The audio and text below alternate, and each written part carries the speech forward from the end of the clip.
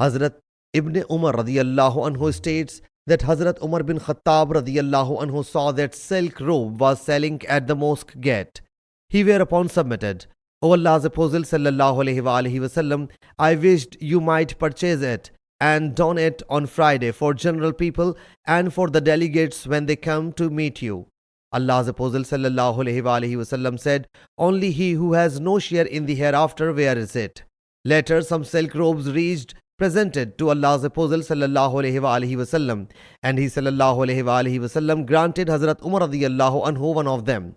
Hazrat Umar radiyallahu anhu submitted, you have granted me this robe to wear, whereas you said this and this about Uthraid's robe. Allah's Apostle sallallahu alaihi wasallam thereupon said, I have not given it to you to wear.